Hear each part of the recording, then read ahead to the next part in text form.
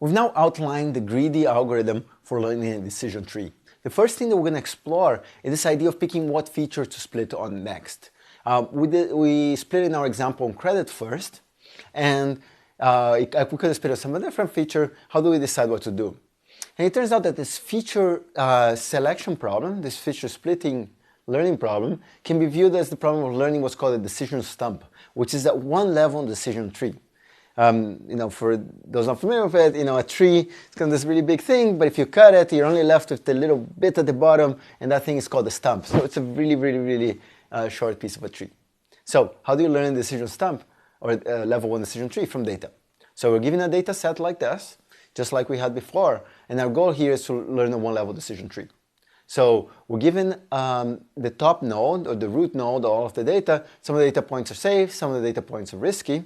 There's 40 examples in our case, and it turns out that 22 of those are safe loans and 18 are risky loans. That's what our data set looks like. Now I have a histogram, but as we're building these figures, they can get really big and complicated, so we're going to compress it a little bit. Instead of showing the histogram and the numbers 22 and 18, I'm just going to show you the numbers 22 and 18 to simplify the visualization. So now when you see that root node, you should interpret it as we have 40 data points, 22 are green, which is safe loans, 18 are orange, which are risky loans. And starting from there, how do we go and build that decision stump? So in our case, we had all the data, we split on credit, and we decided that some subset of the data had excellent credit, some had fair, and some had poor. So we assigned each one of those subsets to the subsequent node. In our new kind of visualization notation, we have the original root node with all the data, 22 risky and 18, 22 fair, 22 safe and 18 risky.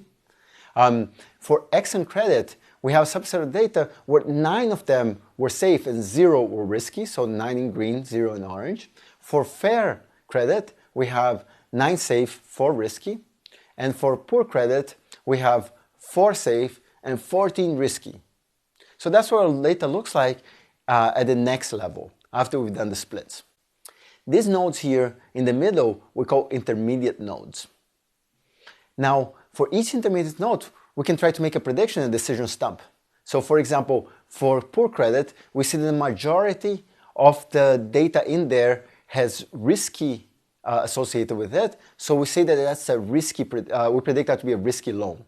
For fair credit, we see that the majority, 9 versus 4, were safe loans, so we predict that to be a safe loan. And for excellent credit, we predict that to be a safe loan because 9 versus 0, so 9 safe loans in there.